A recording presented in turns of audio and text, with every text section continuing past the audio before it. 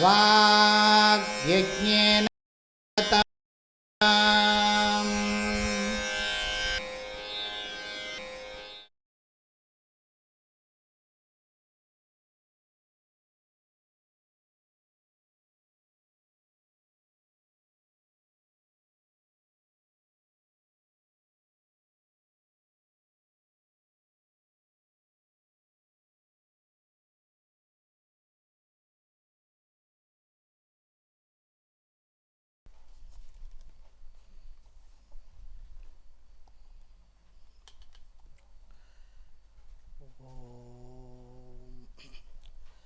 भद्रं कर्णेभिः शृणुयाम देवाः भद्रं पश्येम अक्षभिर्यजत्राः स्थिरैरङ्गैस्तुष्टुवागुं सत्तनूभिः विषेम देवहितं यदायुः स्वस्ति न इंद्रो वृत्तस्रवाः स्वस्ति न पूषा विश्ववेदाः स्वस्ति नस्तार्क्ष्यो वरिष्ठनेमिः स्वस्ति नो बृहस्पतिर्ददातु ओम शांति शांति शांति.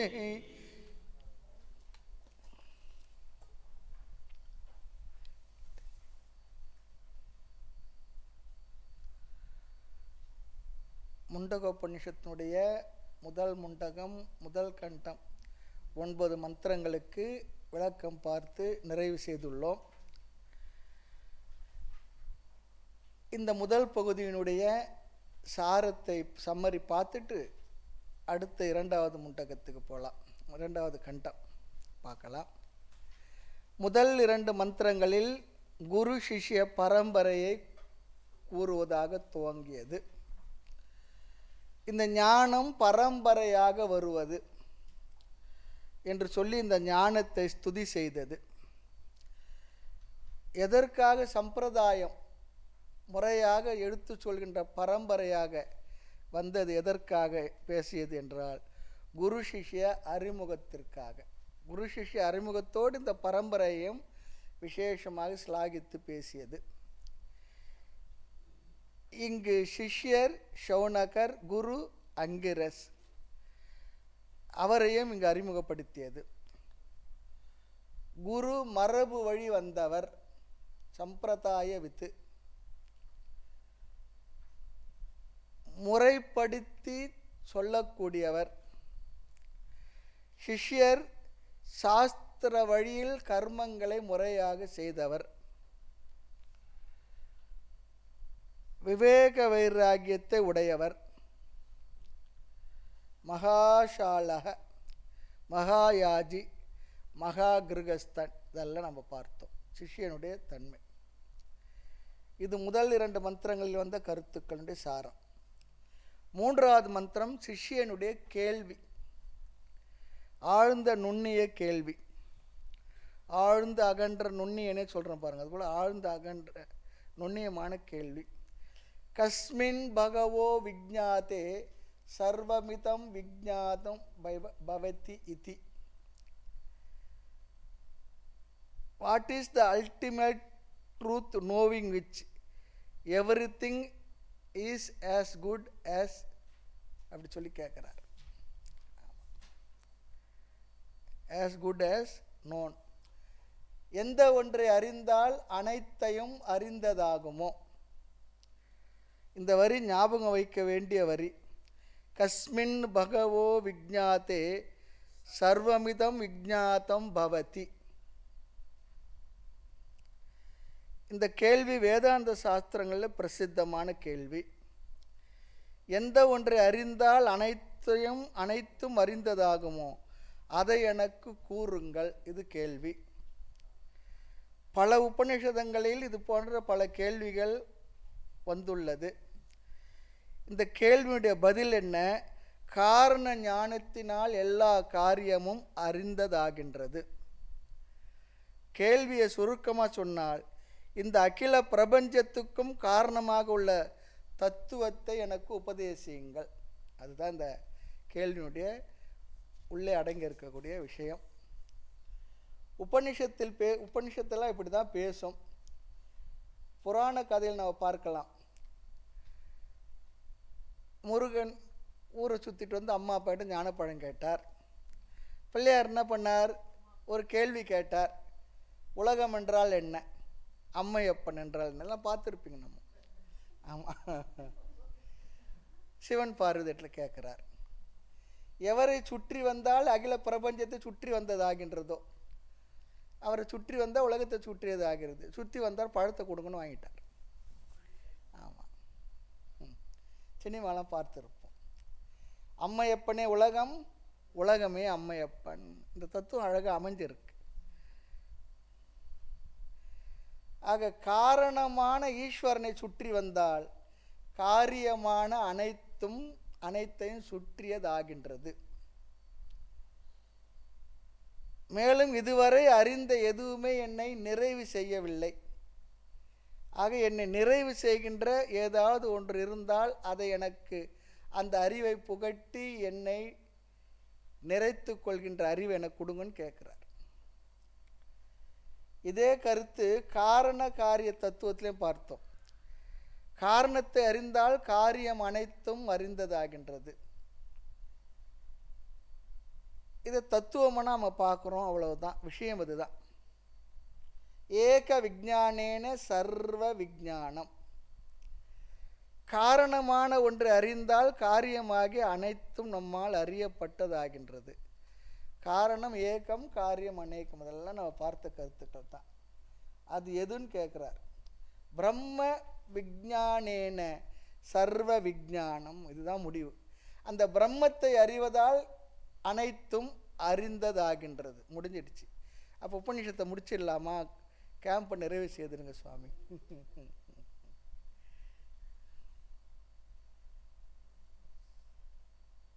இதை கேட்ட குருவானவர் அந்த காரணத்தை, பிரம்ம வித்தையை உபதேசிக்க ஆரம்பித்தார். முனிவரர் தொடங்கினார் சொல்வார் கைவில் ஞானதாசர். முனிவரர் சொல்லி சொன்னார். உயர்ந்த தத்துவ ஞானத்தை அறிந்த அந்த முனிவர் உபதேசிக்க தொடங்கினார். இது 3வது மந்திரத்தில். அடுத்து 4வது மந்திரத்தில் பராவித்யா அபராவித்யா இதனுடைய லட்சணம் சொல்லப்பட்டது.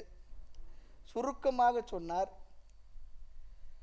அபராவித்யா என்பது உலகத்தை பற்றிய அறிவை தரக்கூடியது, நிறைவை தராதது, அழியும் பொருள்களை பற்றிய அறிவு. காரிய வித்யா, வேத பூர்வ பாகம் எல்லாம் இந்த அபராவித்யான்னு சொன்னார். பராவித்யாவிற்கு நம்மை அழைத்து செல்வது, அதுவும் ரொம்ப முக்கியமாக தெரிஞ்சுக்கணும். எல்லா வேதங்களும் அபராவித்யா சொன்னார். வேதம் அதை அறிவதற்கு பயன்படுகின்ற 6 அங்கம், அதுவும் அபராவித்யான்னு சொல்லிட்டார். அபராவித்யாவில் உள்ள எல்லா அறிவையும் தெரிந்து கொள்ள முடியாது. ஆனால் நமக்கு அதனுடைய தேவையும் இருக்கின்றது. நம்மை பக்குவப்படுத்தன்னு சொல்லி பார்த்தோம். வெறும் வேதத்தினுடைய சப்த ஞானம் அபராவித்யா, அர்த்த ஞானம் பராவித்யான்னு சொல்லி பார்த்தோம். பராவித்யா என்பது நிறைவை தருவது, உலகத்தை பற்றிய உண்மையை நமக்கு சொல்லிக் கொடுப்பது. பராவித்யா கொடுக்கின்ற அழியாத பொருளை பற்றிய அறிவு, அது காரண வித்யா. ஆனாலும் இந்த 2 அறிவு வேண்டும், ஒன்றை ஒன்று நிறைவுபடுத்தக்கூடியது, காம்ப்ளிமெண்டரி சொல்லி பார்த்தோம். அடுத்து 6வது முதல் 9வது மந்திரம் வரை பராவித்யாவானது விளக்கப்பட்டது. இந்த 6வது மந்திரம் முக்கியமாக ஞாபகம் வைக்கப்பட வேண்டிய மந்திரம் சொல்லி பார்த்தோம். அக்ஷரத்தினுடைய லட்சணத்தை சொல்லியது. அத்ரேஷம், அக்ராகியம், அதெல்லாம் பார்த்தோம் பாருங்க. பூதயோனிம், எல்லாவற்றிற்கும் அது காரணமாக இருப்பது. நித்தியம், விபும், சர்வகதம், சுசூக்ஷ்மம், அவ்யயம், பூதயோனிம்.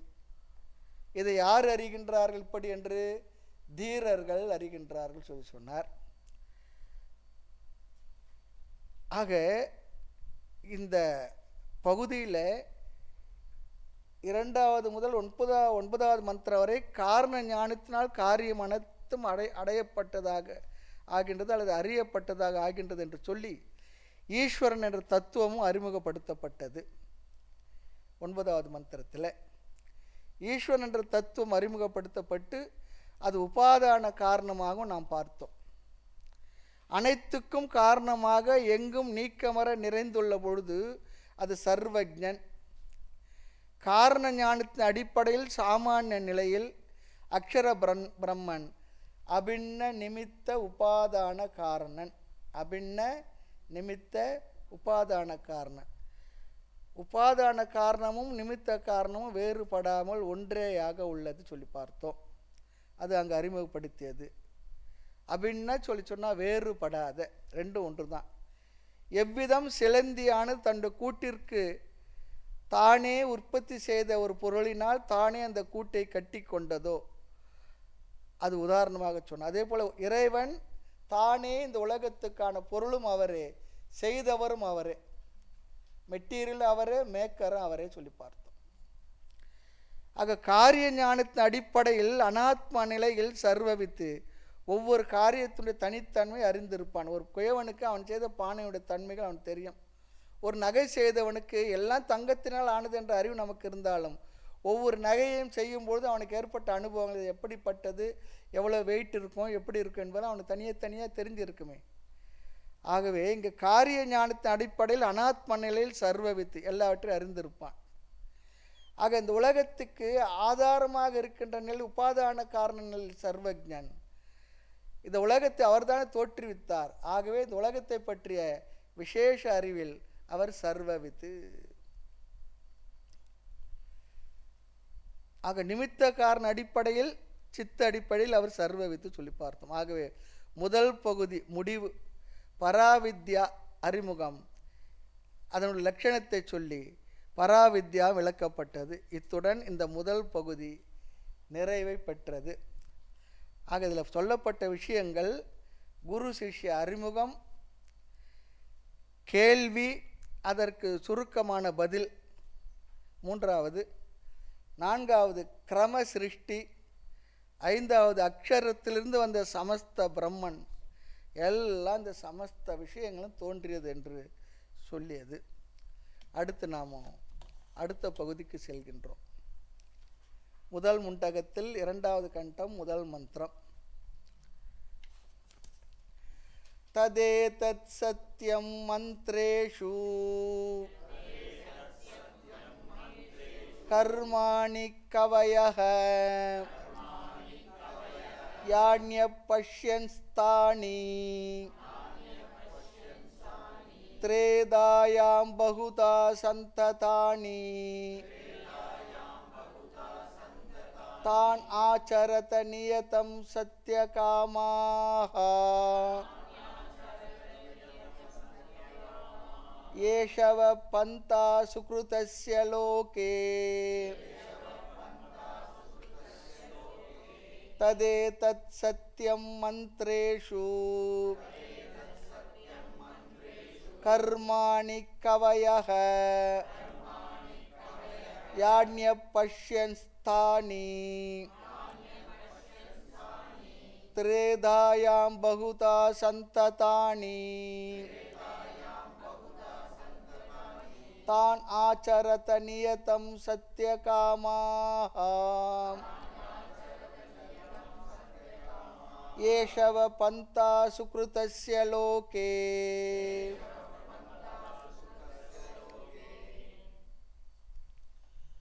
இந்த பகுதியில் 1 முதல் 11வது மந்திரம் வரை அபராவித்யாவே பேசப்படுகின்றது. 12, 13 2 மந்திரங்கள் பராவித்யா பேசப்படுகின்றது.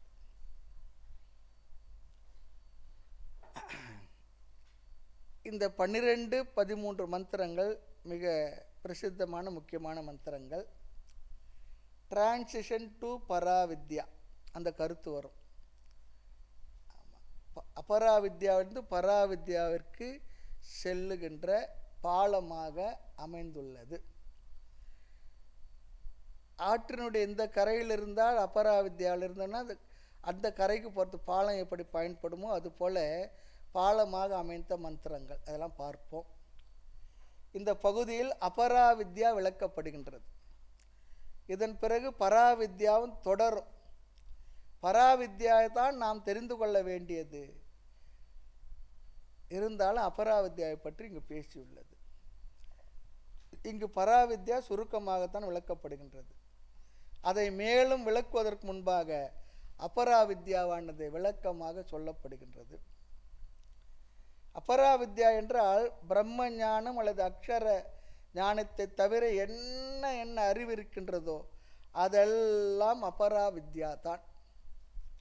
சுருக்கமாக சொன்னால் அக்ஷர ஞானத்தை தவிர்த்து எல்லாமே அபராவித்யா தான்.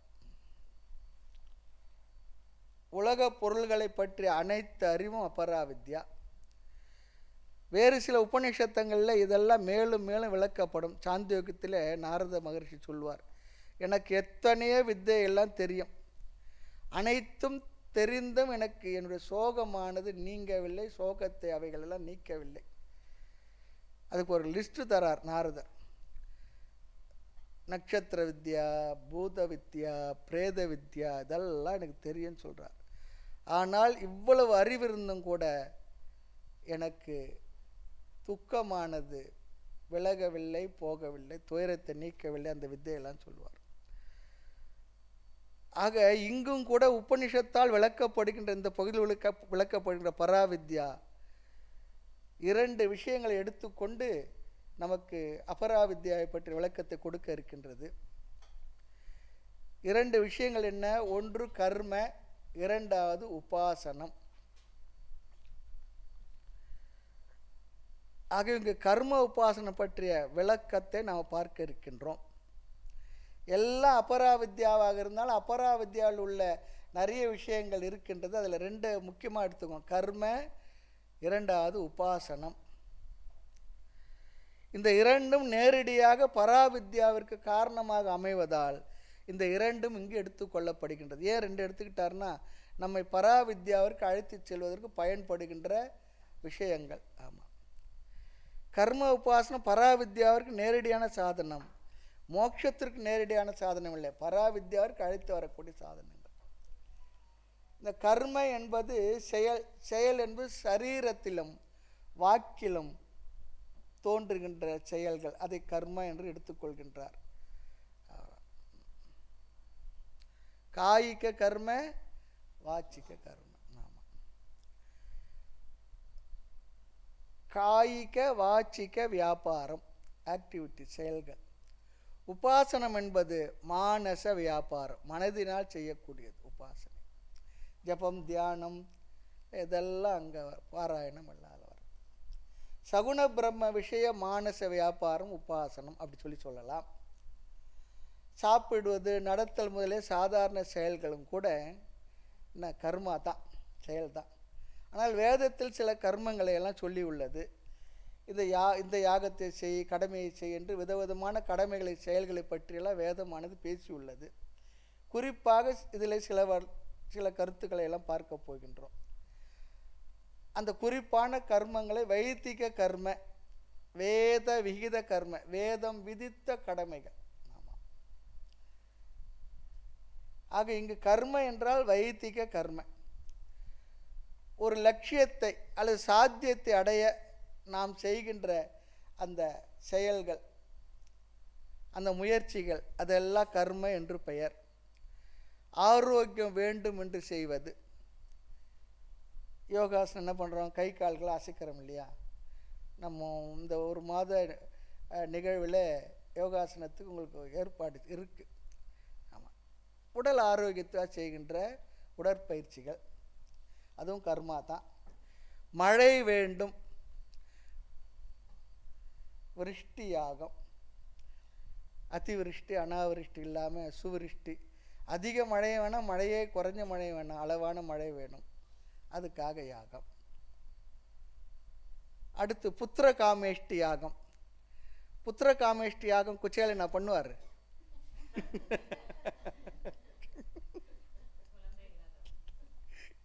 குழந்தை வேண்டி செய்வது. அவர் ஆவகந்தி ஹோமம், ஆசிரமங்களில், மடங்களில், குருகுலத்தில் ஆச்சாரியா இருக்கிறவர் அவர் செய்வார். ஆமாம், நல்ல புலனடக்கம் உள்ள பிரம்மச்சாரிகள் வரணும், மனவடக்கம் உள்ள பிரம்மச்சாரிகள் வரணும். அவர்கள் வந்து ஆசிரமத்தில் எப்பொழுதும் அன்னபானேன்னு சர்வத்தா எல்லாம் நடந்து இருக்கணும், அவங்களுக்கு சாப்பிட்றதுக்கு கொடுக்கணும். ஆமாம், அப்படி சொல்கிற ஒரு ஆவகந்தி ஹோமம் இதில் தைத்திர உபநிஷத்தில் வருகின்றது. ஒரு சுதர்சன ஹோமம், புருஷ சுக்த ஹோமம், இப்படிலாம் நிறைய இருக்கு. ஆக இப்படி வேதம் சொல்லியுள்ள அல்லது நாமே ஒரு சாத்தியத்தை அடைய செய்யப்படுகின்ற செயல் எல்லாம் அது கர்ம. ஷரீர வாக் மானசம் இவைகளில் வெளிப்படுவது. விதவிதமான கர்மங்கள் உபாசனைகள் அவைகளை செய்வதால் நமக்கு வரும் நன்மைகளை எல்லாம் கர்மயோக பிரயோஜனமாக பேசப்படுகின்றது. பிறகு கர்மத்தினால் எதையெல்லாம் அடைய முடியாது அதை பற்றி சொல்கின்றது. அதே போல் உபாசனையினால் எதை அடையலாம் எதை அடைய முடியாது அதுவும் பேசப்பட்டுள்ளது. ஆக ஆன்மீக வாழ்க்கைக்கு வந்தவர்கள் இந்த பரா அபரா வித்யாவுடைய வரையறையை நாம் புரிந்திருக்க வேண்டும். ஆக கர்ம உபாசனையோட ப்ளஸ் பாயிண்ட்டு சொல்லப்பட்டிருக்கு, மைனஸ் பாயிண்ட்டு சொல்லப்பட்டிருக்கு. இதுதான் இனி வருகின்ற கருத்துக்கள் இந்த பகுதியில் எல்லாம் வரும். ஆக 1 முதல் 10 மந்திரங்கள் வரை கர்மத்தை பற்றி பேசுகின்றது. அதில் 1 முதல் 6வது மந்திரம் வரை கர்மத்தினுடைய ப்ளஸ் பாயிண்ட்டை பேசும். 7வது மந்திரம் முதல் 10வது மந்திரம் வரை கர்ம நிந்தா, கர்மத்தினுடைய குறைபாடுகள் அதையெல்லாம் பேசும். நிந்தனை என்பது நிந்தனைக்காக பேசப்படவில்லை, அதோட வரையறையை நாம் தெரிந்து கொள்ள வேண்டும் என்பதற்காக பேசுகின்றது. அக்செப்ட் யுவர் லிமிட்டேஷன் சொல்கிறாங்க பாருங்கள், accept your limitation and then go beyond சொல்கிறாங்க. உன்னுடைய வரையறையை புரிஞ்சுக்க அப்புறம் எங்கே ஒன்றா எங்கே போகிறது, வரையறை புரிஞ்சு. இதுக்கு ஒரு நல்ல ஒரு உதாரணம் சொல்லுவாங்க. இந்த கிராமங்கள்லாம் மாட்டுக்கு ஒரு கயிறு நீளமான கயிற்றை வச்சு ஒரு குச்சியை ஊனி அதில் கட்டி விட்டுருவாங்க. அந்த மாடு எது வரைக்கும் போகும், அந்த அது வரை தான் சுற்றி வரும், அதுக்கு மேலே போக முடியாது. அது போல்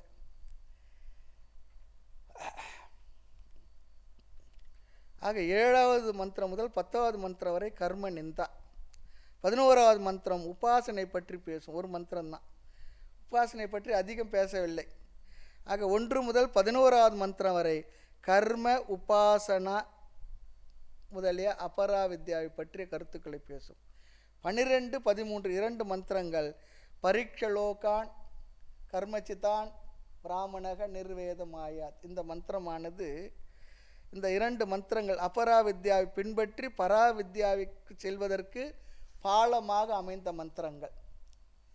இந்த 12, 13 முக்கியமான மந்திரங்கள். முதலில் நாம் கர்மத்தினாலும் உபாசனையினாலும் எதை அடைய முடியாது என்று தெரிந்து கொண்டு மந்திரத்திற்குள் செல்லலாம். கர்மங்களை செய்வதனால், கர்மம் சொல்லிச்சோம் ஞாபகம் வச்சுங்க, சில பேர் சொல்கிறேன் கர்மன்றாங்களா அப்படின்னு நினச்சிக்காதீங்க. ஒருத்தர் கர்ம யோகத்தை பற்றி ஒரு 10, 12 நாள் உபன்யாசம் செய்தாராம். ஒருத்தர் ரொம்ப உட்காந்து கேட்டுக்கிட்டு இருந்தாராம்.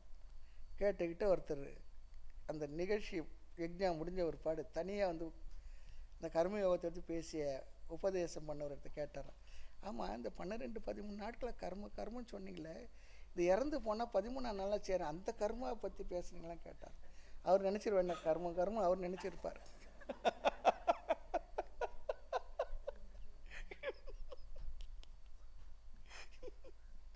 வார்த்தைகளுக்கு நம்ம அர்த்தம் புரிகிறது இல்லை. ஆக கர்மம் செய்வதால் 3 பயன்கள் உள்ளது. காலை முதல் மாலை வரை கஷ்டப்பட்டு எதையாவது செய்கிறோம். அப்படி செய்தால் வருகின்ற முதலாவது பலன் பொருள் கிட்டும், இகலோக ஐஸ்வர்யங்கள் கிட்டும்.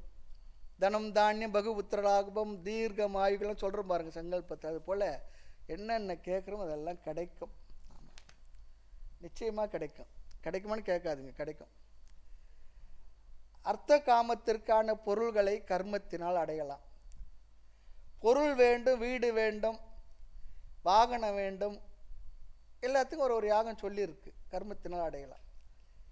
அர்த்தம் என்பது இங்கே வாழ்க்கைக்கு தேவையான பொருள், காமம் என்பது இன்பத்திற்கு தேவையான பொருள். இதெல்லாம் முகவரியில் பார்த்தோம், இதெல்லாம் மனசில் வச்சுருந்தால் முகவரியில் சில கருத்துக்களை பார்த்துருக்கின்றோம். ஞான விசாரம் செய்து கொண்டிருந்தால் பொருள் வராது. ஆமாம், இது முதல் பலன். 2வது பலன் சொர்க்கம்.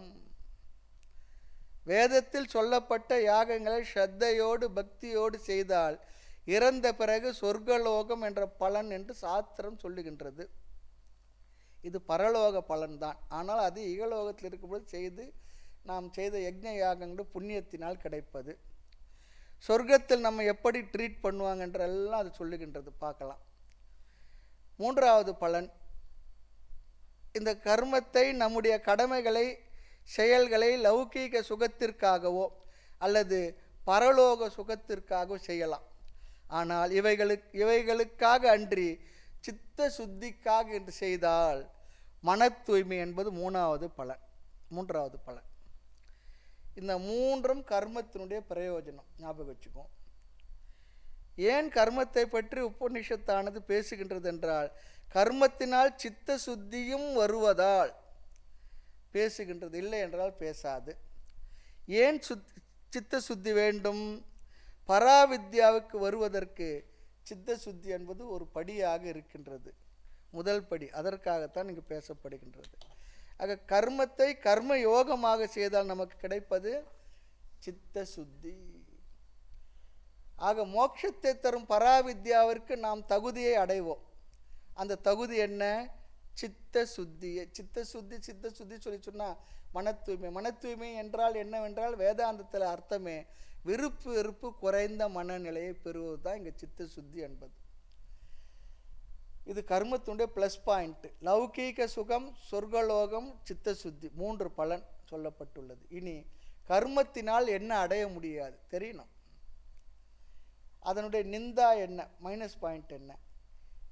இகலோக சுகம் பரலோக சுகம் இரண்டுமே அனித்தியம், நிலையற்றது.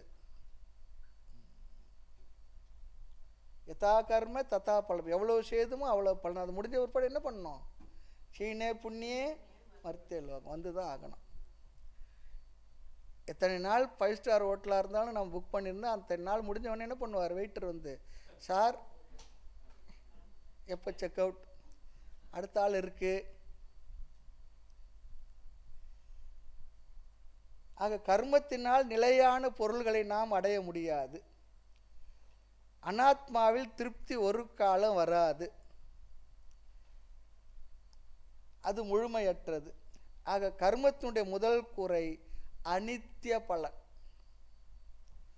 அதிக முயற்சி, ஆமாம், அல்ப பலன், ஆயாசம் அதிகம், அல்ப பலன். இரண்டாவது குறை, கர்மத்தை யோகமாக செய்தாலும் அது மோட்சம் என்பதை கொடுக்காது. சித்த சுத்தியைத்தான் கொடுக்குமே தவிர மோட்சத்தை தராது. எந்த ஒரு சாதனமும் அதனுடைய பலனை நாம் தெரிந்திருக்க வேண்டும். அல்லது ஞானத்தை கொடுக்காது, மன நிறைவை கொடுக்காது. ஆமாம், ஞானம்தான் மோட்சத்தை தரும். ஆனால் இங்கு இந்த கர்ம பலன் ஞானத்தை அடைவதற்குரிய தகுதியைத்தான் தருமே தவிர ஞானத்தை தராது. அதனால் மோட்சத்தை தராது. இவைகளெல்லாம் கர்மத்தில் உள்ள குறைகள், தோஷங்கள். இனி உபாசனை. உண்மையில் உபாசனையும் ஒரு விதமான கர்மா தான், ஆனால் மனதால் செய்யப்படுவது. கர்மத்தினுடைய பலனை அப்படி இதற்கும் சொல்லலாம், ஆனால் சிறு மாற்றம் இருக்கு. சில சமயங்கள் சரீரத்தால் செய்வதை விட மனதால் செய்வதற்கு சக்தி அதிகம். வாயால் பாராயணம் செய்வதை விட மனதால் செய்வதற்கு சக்தி அதிகம். மானச கர்மாவிற்கு பலனும் அதிகம். எனவே உபாசனை மூலமாக இகலோக பரலோக பயன்களை நாம் அடையலாம், கர்மாவாலும் அடையலாம். அதிகமாக படித்து வேலைக்கு போனோம்னா ஏசியில் உட்காந்துக்கிட்டு கொஞ்சம் எழுத்தில் வேலை செய்யலாம், சம்பளமும் அதிகம். வெறும் உடல் உழைப்பு பண்ணுறவங்களுக்கு குறைவு தானே.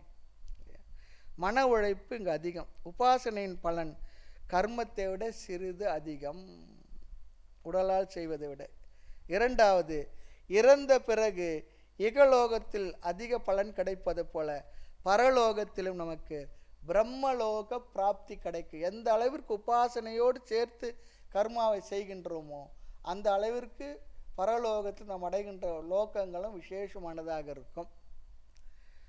சொர்க்கலோகம் 1000 ஸ்டார் ஹோட்டல்னு சொல்லிச்சுன்னா பிரம்மலோகம் 10,000 ஸ்டார் ஹோட்டல்னு வச்சுக்கோங்களேன். ஆமாம், அப்படி ஒரு அவ்வளோ இருக்குன்னு சொல்லி வர்ணனைகள் இருக்கின்றது.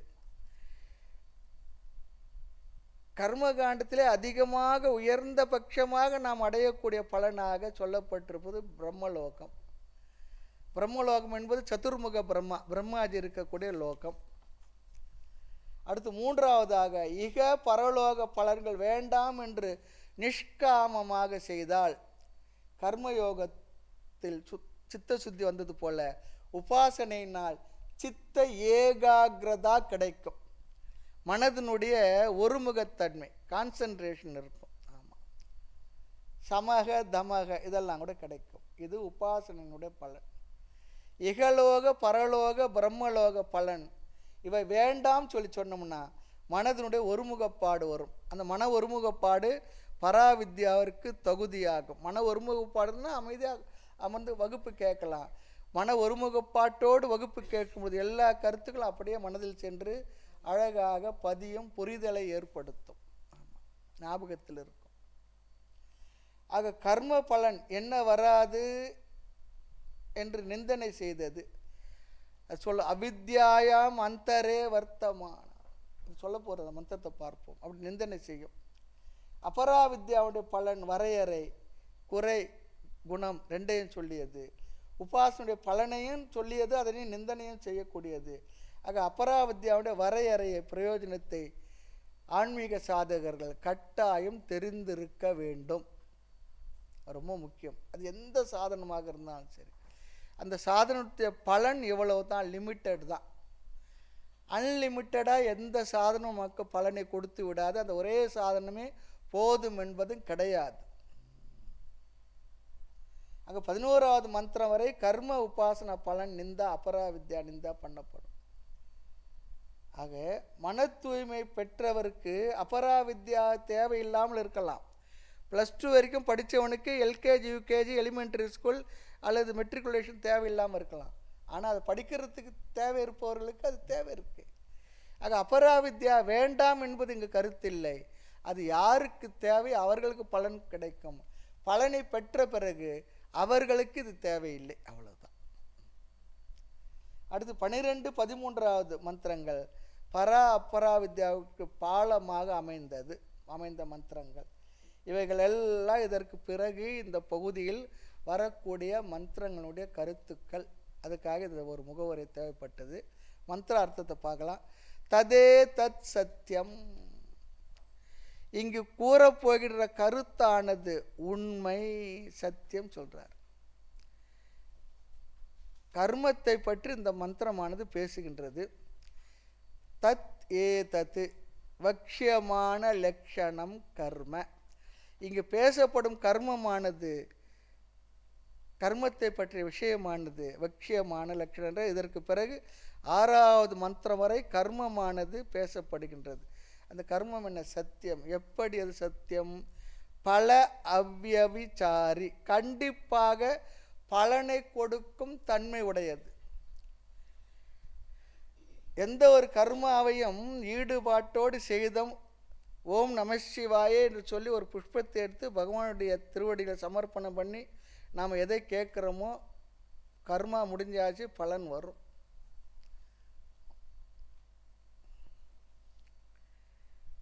உபனிஷத் எப்படி பலனை ஆரம்பிக்கின்றது என்றால், ஒரு செயலை நாம் செய்தால் அதற்கு பயன் இல்லாமல் போகாது.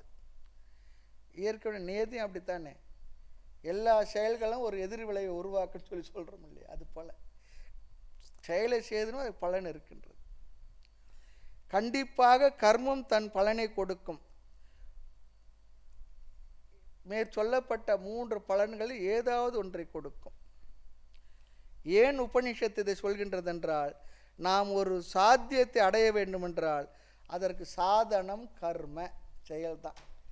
அந்த சாதனத்தில் நமக்கு நம்பிக்கையும் வேண்டும் சொல்கிறது. இந்த 7 விஷயங்கள் நமக்கு நம்பிக்கை இருக்கணுமா சொல்லும் ஒரு ஸ்லோகம் இருக்கு. மந்திரத்தில் சொல்கிற மந்திரத்தில் நம்பிக்கை இருக்கணும். தீர்த்தே, இந்த தீர்த்தம் எனக்கு பாவத்தை போக்குமா அப்படிலாம் இல்லை, போக்கும் நம்பிக்கை இருக்கணும் தீர்த்தத்தில். தீர்த்தே மந்திரே தீர்த்தே. அடுத்து த்விஜே, நமக்கு எல்லாவற்றையும் செய்து வைக்கக்கூடியவர் இருக்கிறார் பாருங்க, வாத்தியார் அல்லது பிராமணர்கள் இடத்துல நம்பிக்கை இருக்கணும். 3வது வைத்தியன் இடத்துல நம்பிக்கை இருக்கணும். 5வது சாஸ்திரம். ஆறாவது தெய்வம், ஏழாவது குரவு, குரு இடத்துல நம்பிக்கை இருக்கு.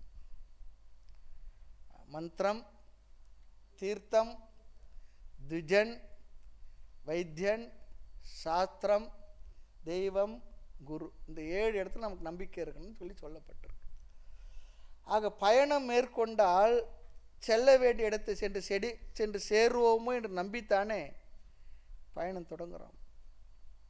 போவோமோ மாட்டோமோ சொல்லி சொன்னேன். என்ன ஏன் அபசகுணமாட்ட பேசுறீங்க, இருங்க கொஞ்சம் நேரம் நிடுவாங்க.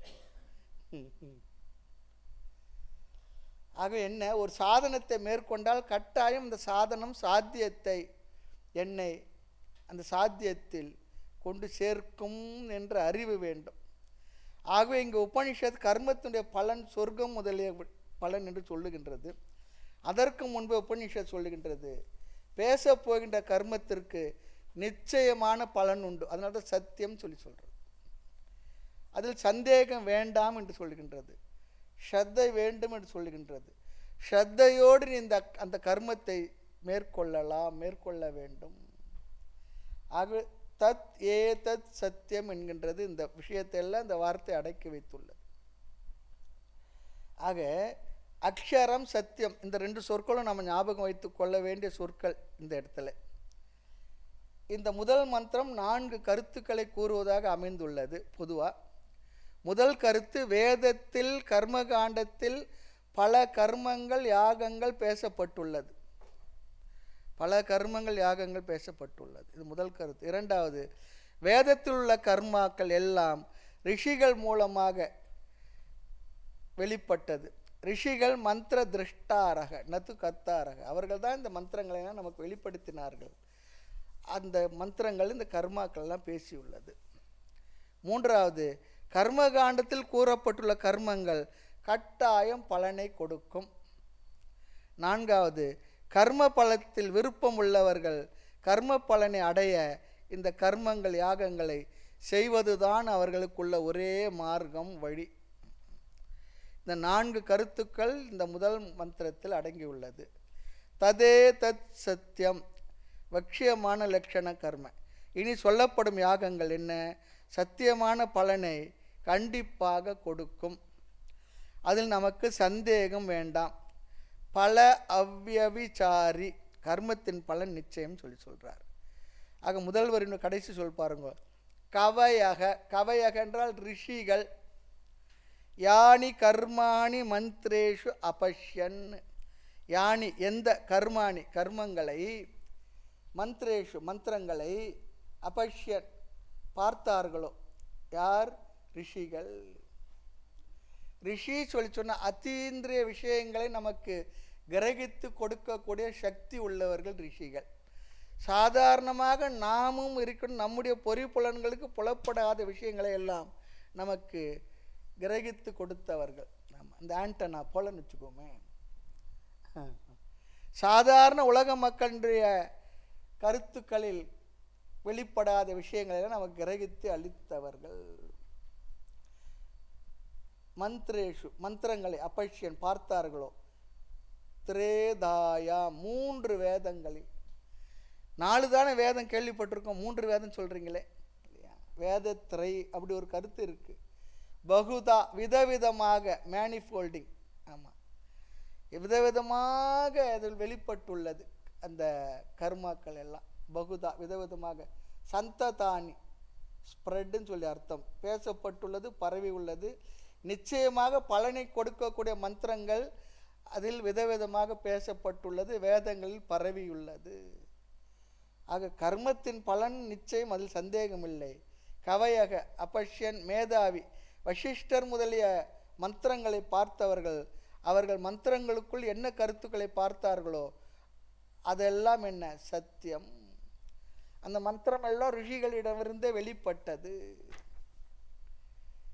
சரி, அந்த மந்திரங்கள் 3 வேதங்களாக விதவிதமாக பரவி உள்ளது. அந்த வேதத்தினுடைய முதல் பகுதியில் விதவிதமான கர்மாக்கள் யாகங்கள் பேசப்பட்டுள்ளது. நாம் 4 வேதம் படிச்சிருக்கோம், இங்கே 3 வேதம் தான் சொல்லி சொன்னால் ரிக் யஜுர் மந்திரங்களே அதர்வரிடம் இருந்து வந்துள்ளது. ஆக ரிக் யஜுர் சாம வேதம் அப்படி சொல்லிடுறதும் பழக்கத்தில் இருக்குது. அடுத்தும் அதர்வ வேதம் காலத்தினால் பிற்பட்டது. ஆகவே வேதத்திரை என்று ரிக்யஜு சாமத்தை மட்டும் பேசுவதாகவும் சொல்லப்படுகின்றது. ஆக திரேதாயாம் என்றால் 3 விதமான மந்திரங்கள், அது 3 விதமான வேதங்களில் இந்த கர்மாக்கள் எல்லாம் பரவி உள்ளது. அல்லது 4 வேதங்களில் விதவிதமாக பகுதா விதவிதமான பலனை கொடுக்கக்கூடிய விதவிதமான யாகங்கள் பேசப்பட்டுள்ளது. ஆகவே ரிஷிகள் பார்த்த மந்திரங்களில் பல கர்மாக்கள் இருக்கின்றது. அவைகள் எல்லா வேதத்திலும் பரவி கிடக்கின்றது. அதை ஏன் நீங்கள் உபனிஷத் பேச வேண்டும் என்றால், கர்ம பலனில் ஆசை உள்ளவர்கள் அதை செய்ய வேண்டும் என்று அடுத்த பகுதியில் சொல்லப் போகின்றது. தானி ஆச்சரத நியதம் சத்தியகாமாக. சத்தியகாமாக உபனிஷத் ஹியூமன் பீயிங்ஸ் மனிதர்களை பார்த்து சொல்கின்றது. இந்த வார்த்தைகளினால் மனித சமுதாயத்தை கூவி அழைக்கின்றது. ஹே சத்தியகாமாக. இங்கே சத்தியம் என்றால் கர்ம பலன் என்றே பொருள். கர்ம பலன் விருப்பம் உடையவர்களே என்று இங்கே அர்த்தம். கர்ம பலனில் விருப்பம் உடையவர்களே ஹே சத்தியகாமாக. சத்தியம் என்றால் இந்த கர்மாவை செய்தால் பலன் நிச்சயம். ஆகவே சத்தியகாமாக கட்டாயம் பலனை தந்தே தீரும். ஆக கர்ம பலன் சத்தியம் என்ற அர்த்தத்தில் ரொம்ப அழகாக இங்கு பேசுகின்றது. உங்களுக்கு பொருளில் கார் வேணுமா, பங்களா வேணுமா, பதவி வேணுமா, ஹெல்த் வேணுமா, வெல்த் வேணுமா, லாங் ஹேர் வேணுமா, கருப்பு முடி வேணுமா, ஆமாம், நரைக்காமல் இருக்கணுமா, பெட் அனிமல்ஸ் வேணுமா, ஆமாம், நல்ல சர்வெண்ட் வேணுமா, இல்லை அவங்களுக்கு நல்ல புத்தி வேணுமா, இல்லை நல்ல ஆரோக்கியம் வேணுமா, எல்லாத்துக்கும் யாகங்கள் நிறைய ரிச்சுவல்ஸ் சொல்லியிருக்கு. ஆக நீங்கள் என்ன செய்ய வேண்டும்? தானி அந்த கர்மங்களை ஆச்சரத செய்யுங்கள். யூயம் ஆச்சரத மேயூ ஆமாம் ஃபாலோ பெர்ஃபார்ம் என்ன ஒன்றா வச்சுக்கலாம். எப்படி எப்பொழுது செய்ய வேண்டும்? நியதம் ஆச்சரத நித்தியம் முறையாக ப்ராப்பர்லி ரெகுலர்லி சொல்லி அர்த்தம். நியத்தம் சொல்லி சொன்னால் தொடர்ந்து செய்யுங்கள். அதான் சொல்லுவாங்க, தொடர்ந்து நாம் இந்த கர்மாக்களையாக செய்து விசேஷமான பலன் வேண்டும் என்று விசேஷ கர்மாக்களை செய்தால் பலன் நிச்சயம்.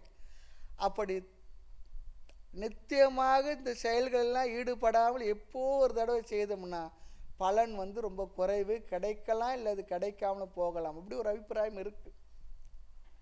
ஆமாம். ஆக ஏன் கர்மத்தை செய்ய வேண்டும்? ஆரோக்கியத்திற்கு எப்படி அன்றாடம் நாம் உடற்பயிற்சி செய்யணுமோ அதுபோல நம்முடைய நித்திய கர்மாவை கடமைகளை நிச்சயம் செய்ய வேண்டும்.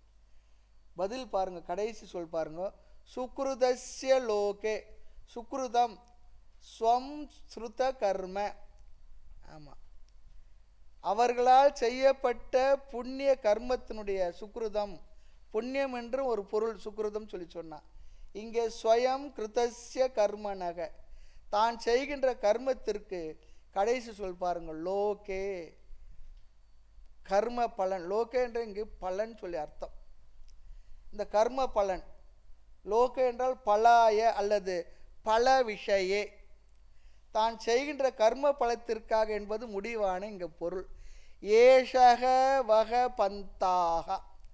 ஏஷக இவ்விதம் கர்மத்தை செய்வதுதான், வக உங்களுக்கு, உஷ்மாகம் உங்களுக்கு, பந்தாக மார்க்கம் வழி.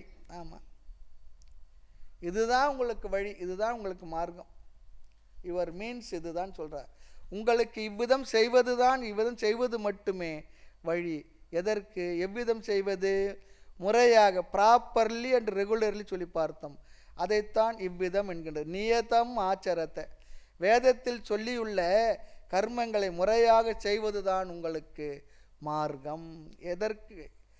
கர்மத்தில் சொல்லியுள்ள பலன்களை நீங்கள் பெற வேண்டும் என்றால் எவ்வளவோ ஆர்வம் இருக்குது, ஆசை இருக்குது, எல்லாம் கர்மத்தினால் உங்களால் அடைய முடியும், யக்ஞ யாகங்களை அடைய முடியும். ஆக கர்மங்களை முறையாக செய்வது தான் உங்களுக்கு மார்க்கம்.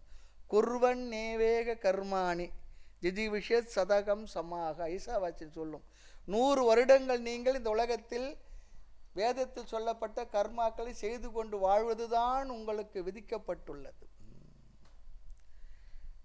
நீங்கள் அந்த கர்மாக்களை செய்து கொண்டுதான் வாழ வேண்டும் அப்படி சொல்லியிருக்கு. ஆக வேதத்தில் விதவிதமான கர்மங்கள் பேசப்பட்டுள்ளது. அவைகள் ரிஷிகளிடமிருந்து தோன்றியது. அந்த கர்மங்களை நியத்தமான கண்டிப்பாக பலனை தருபவைகள். கர்ம பலன் ஆசை உள்ளவர்களுக்கு அந்த கர்மங்களை முறையாக செய்வதுதான் மார்க்கம் என்று கர்மத்தை பற்றி உபனிஷத் இவ்விதம் ரொம்ப அழகாக பேசியுள்ளது. இவ்விதம் கர்ம பலனை பேசும்பொழுதும் கூட உபனிஷத் நமக்கு அதில் ஆசை வந்தால் கர்ம பலனை நிந்தனை பண்ணும். ரொம்ப ஆசை வந்துடுச்சுன்னா அப்பொழுது அபராவித்யா என்ன பண்ணுறதுன்னா அதனுடைய லிமிட்டேஷன் நமக்கு அழகாக சொல்லி கொடுக்கறது. ஆக இதனுடைய தாத்பரியம் கர்ம பலனை விருப்பம் உள்ளவர்கள் கர்மத்தை செய்ய வேண்டும், விருப்பம் இல்லாதவர்கள் செய்ய வேண்டாம் என்பதும் நமக்கு இதிலிருந்து தெரிகின்றது. கர்ம பலன் விருப்பம் உள்ளவர்களுக்குத்தான் இது மார்க்கம், இல்லாதவர்களுக்கு மார்க்கம் எது அடுத்த அத்தியாயத்தில் வரும். இல்லை வேதாந்த சாஸ்திரம் தான் மார்க்கம். அது எங்கே சுவாமின்னா இங்கே வந்து உட்காந்துருக்கோம் இல்லையா, நமக்கு தான் மார்க்கம். சரி, அடுத்து இரண்டாவது மந்திரம். யதா லேலாயதே ஹர்ச்சிஹி சமித்தேஹவ்யவாஹனே ததாஜ்யபாகாவந்தரேண ஆஹுதி பிரதிபாதயேத். யதா லேலாயதே ஹர்ச்சிஹி சமித்தேஹவ்யவாஹனே ததாஜ்யபாகாவந்தரேண ஆஹுதி பிரதிபாதயேத். இங்கு உபனிஷத் ஒரு கர்மத்தை உதாரணமாக எடுத்துக்கொண்டு சேம்பிளாக சில கருத்துக்களை பேசுகின்றது. கர்ம காண்டத்தில் விதவிதமான கர்மங்கள் பகுதா சந்ததானி பறந்து விரிந்து பரவி உள்ளது. அது ஒரு கர்மத்தை ஒரு மாடலாக உபனிஷத்தை எடுத்துக்கொண்டு அதில் ஆசைப்பட்டு செய்ய வேண்டும் என்றால் நியமமாக எச்சரிக்கையுடன் கவனமாக செய்ய வேண்டும்.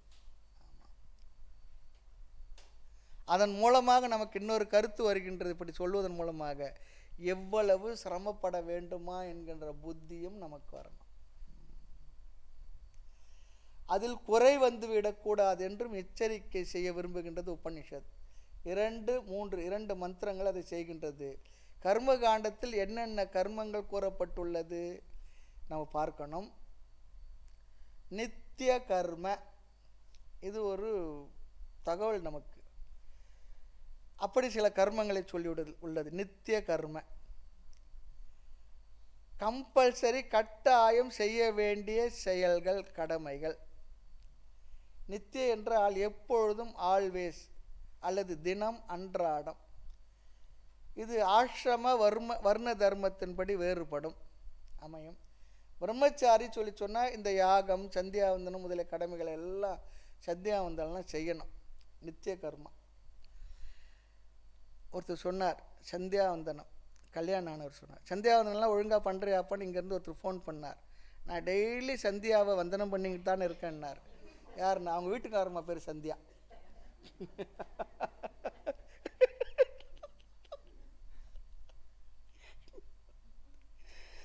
ஆக ஜீவிதம் கர்ம, நித்திய கர்ம.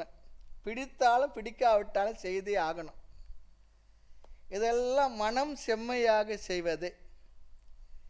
மனம் அது செம்மையானால் மந்திரம் ஜெபிக்க வேண்டாம். ஆனால் மனம் செம்மை ஆகணுமே, அதுக்கு என்ன பண்ணோம்? மந்திரம் ஜெபிக்கணும்னு அர்த்தம். அப்படி சொல்லி நம்ம கடந்து போயிடக்கூடாது. நம்ம சௌகரியத்துக்காக இப்படி சொல்லியிருக்குன்னு சொல்லிட்டா அப்படிலாம் இல்லை. மனம் அது செம்மை ஆனால்தான்.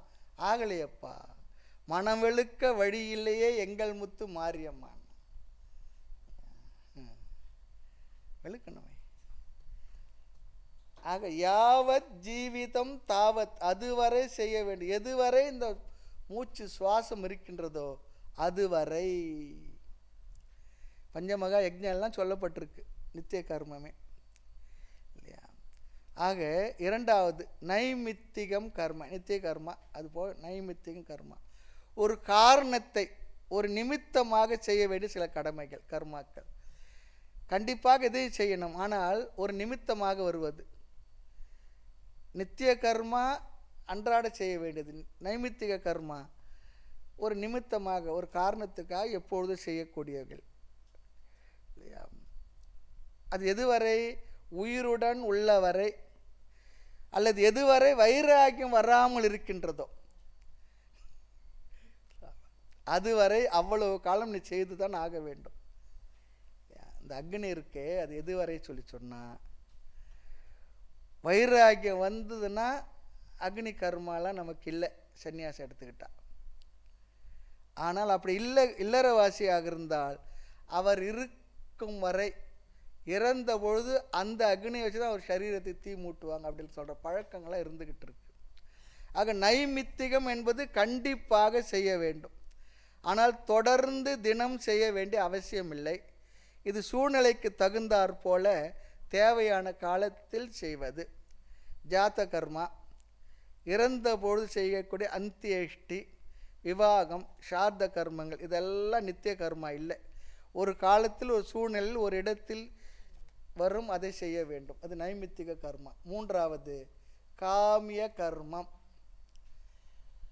நம்முடைய கடமைகளுக்கு அப்பாற்பட்டு பல ஆசைகள் இருக்கின்றது நமக்கு, நிறைய, கொஞ்சமா நிறைய ஆசை இருக்கு. சின்ன சின்ன ஆசை சிறகடிக்கும் ஆசை, ஆசை நிறைய இருக்கு. புத்திரன் வேண்டும், மழை வேண்டும் இல்லையா, புத்திர காமேஷ்டி, காரீரி இஷ்டி முதலிய பலவிதமான யாக கர்மாக்கள் இருக்குது. கோயில்களுக்கு போனால் சொல்லுவாங்க, தனம் தானியம் பகுபுத்திர லாபம் தீர்க்கமாயுகு.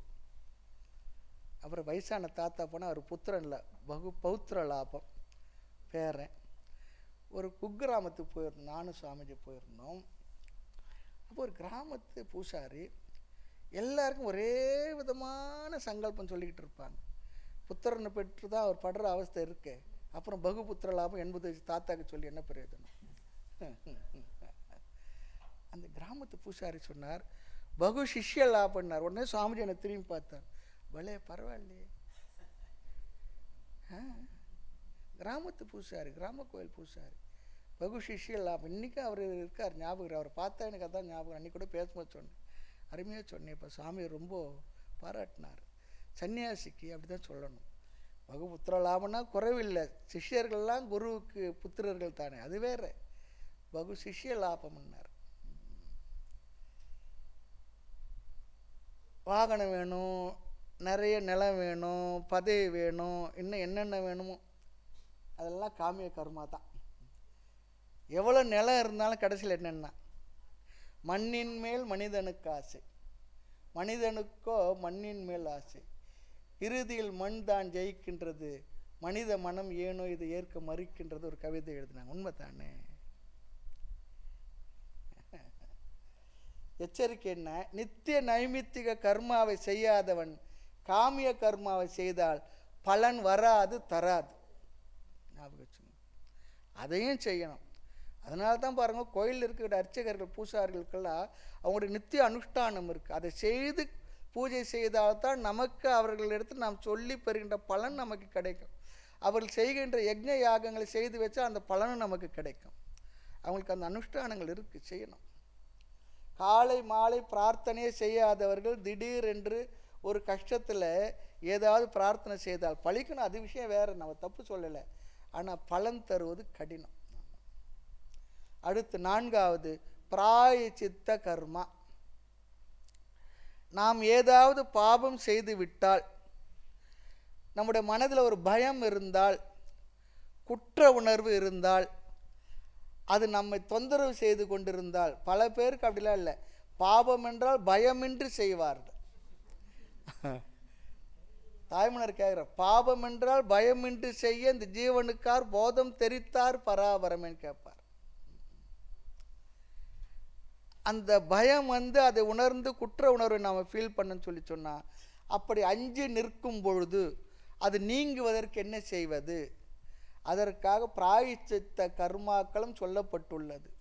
இது வேதத்திலும் பேசி உள்ளது. ஆனால் கீதையில் பகவான் சொல்கிறார், இந்த ஞானி ஒன்றுத்துக்காக பிராயச்சித்தம் பண்ணலை, ஜென்மாவிற்கே பிராயச்சித்தம் பண்ணிட்டாராம். லைஃப் டேக்ஸ் சொல்கிறேன் பாருங்கள், வண்டியெல்லாம் வாங்கினாங்க.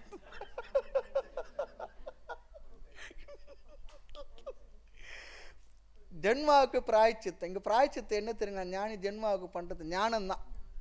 நான் இந்த உடல் இல்லைன்றா முடிஞ்சு போச்சு. அழகா பகவான் அங்கே சொல்லியிருக்கார். ஆக சென்ற இந்த ஜென்மாவில் பாவம் செய்திருந்தால், அறிந்தும் அறியாமல் செய்திருந்தால், அதற்கு தண்டனை கழுவாய் செய்தல்.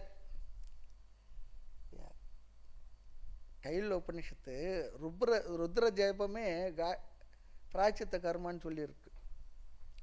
சாந்திராயணம் அமாவாசை தொடங்கி முறையாக செய்கின்ற விரதம். தீர்த்த யாத்திரையே பிராய்ச்சித்த கர்மான்னு தான் சொல்லியிருக்கு. நமக்கு பயமாக இருக்கும் அதெல்லாம் கேட்டோம்னா. அந்த குற்ற உணர்வு போவதற்காக செய்கின்ற பிராய்ச்சித்த கர்மாக்கள் நிறைய இருக்கு. ஆமாம். அடுத்து 5வது பிரதிஷித்த கர்மா அல்லது நிஷித்த கர்மா. நித்திய நைமித்திக காமிய பிராயச்சித்த 4. 5வதாக பிரதிஷித்த கர்மா, நிஷித்த கர்மங்கள். அப்படின்னு என்ன? வேதத்தினால் இவைகள் செய்யக்கூடாது என்று வேதத்தால் விளக்கப்பட்ட கர்மாக்கள். ஆமாம். எதையெல்லாம் செய்யணும், எதையெல்லாம் செய்யக்கூடாது என்று தெரிந்திருக்கணும்.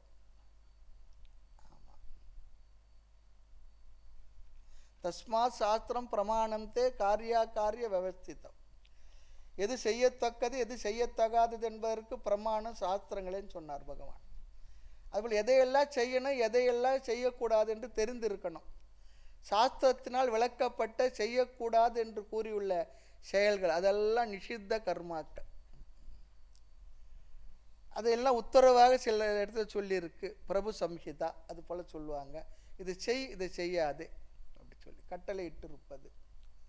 அரசனை போல ஒரு ஆர்டர் போடுறது, ஆர்டினன்ஸ் சொல்கிறோம் பாருங்க. அது போல சுராம் ந பிபேத், மது அருந்தாதே. ஏன் சாமி தமிழ்நாட்டிலேருந்து சொல்கிறீங்களேன்னு கேட்காதீங்க. ஆமாம். இப்படிப்பட்ட பலவிதமான நம்மால் செய்யப்படக்கூடாத கர்மங்கள். நாம் கர்மயோக விளக்கத்தை பார்க்கும் பொழுது எந்த கர்மா செய்ய வேண்டும் எந்த கர்மா செய்யக்கூடாது என்றெல்லாம் விசாரம் செய்வோம். கர்மயோகத்தை பற்றி கர்மயோக அத்தியாயத்தில் நித்திய கர்மாவில் ஒரு கர்மாதான் அக்னிஹோத்திரம். அந்த அக்னிஹோத்திரம் பண்ணும்போது புகையில் ஹோமம் பண்ணாது அப்படின்னு நிறைய நியமங்கள்லாம் சொல்லியிருக்கு. பிரேத சம்ஸ்காரத்தில் பிரேதத்தினுடைய நெஞ்சில் மார்பிள் வச்சு தான் ஹோமம் பண்ணுறாங்க. அப்பொழுது கூட ஜுவாலை இருந்தால் தான் பண்ணணும். ஜுவாலை இல்லைன்னா ஜுவாலையை உருவாக்கிட்டு தான் அதில் அவிச்ச விடணும், ஆகுதி பண்ணணும். எதையும் முறையாக செய்ய வேண்டும். ஏனென்றால் பலன்கள் உனக்கு வேண்டுமென்றால் இவைகளை முறையாக நம்பிக்கையோடு செய். ஆக இங்கு உபனிஷத் நித்திய கர்மத்திலிருந்து ஒரு கர்மத்தை உதாரணமாக எடுத்துக்கொள்கின்றது. இந்த உபனிஷத்துக்கு ஒன்று தேவை, ஒரு உதாரணத்துக்கு எடுத்துக்கிட்டு மற்றெல்லாம் நீங்கள் எக்ஸெட்ரா நீங்கள் அதை என்ன பண்ணுங்க, உங்களுக்கு ஹோம்ஒர்க் விட்டுடுது. இவ்விதம் நித்திய நைமித்திக காமிய பிராயச்சித்த பிரதிஷித்த கர்மாவில் விதவிதமான கர்ம பலனில் ஆசை உள்ளவர்கள் கண்டிப்பாக என்ன பண்ணணும்? ஒரே கண்டிஷன், நியமமாக செய்ய வேண்டும், முறையாக செய். அவ்வளோதான். அப்படி செய்யவில்லை என்றால் புண்ணியம் வருவதற்கு பதிலாக கொஞ்சம் பயமுறுத்துது, மிரட்டுது, பாபம் வந்துவிடும், விபரீதமான பலன் வந்துவிடும் சொல்கிறது. இதெல்லாம் கேட்டால் செய்வோமோ? ஐயா சாமி ஆளை விடுங்க, ஏதோ அப்படி ஒரு மாதிரி போயிட்டு இருக்கு, இதெல்லாம் சொல்லி பயம். பிரத்யவாய தோஷம் வரும் என்று ஆசிரியர் எச்சரிக்கின்றார். எதற்கு இந்த எச்சரிக்கை என்றால் கர்மத்தில் வைராக்கியம் வர்றதுக்கு தான், வேற ஒன்றும் இல்லை. ஆமாம், இந்த குழந்தைங்களை மிரட்டுவோமே, மிரட்டணுன்றதுக்காக இல்லை, அது செய்யக்கூடாதுன்றதுக்காக. அது போல் கொஞ்சம் சொல்லி வைக்கின்றது உபனிஷத். கர்ம பலனில் ஆசை இருந்தால் நீ இப்படி தான் செய்யணும். மன தூய்மைக்கு சித்த சுத்தி வேண்டுமென்றால் நீ எப்படி வேண்டுமானாலும் செய்யலாம். பிரத்யவாய தோஷம் வராது. பிரத்யவாய தோஷம்னா செய்ய வேண்டியதை செய்ய வேண்டிய முறைப்படி செய்யாததனால் வருகின்ற தோஷம், அதுதான் பிரத்யவாய தோஷம்.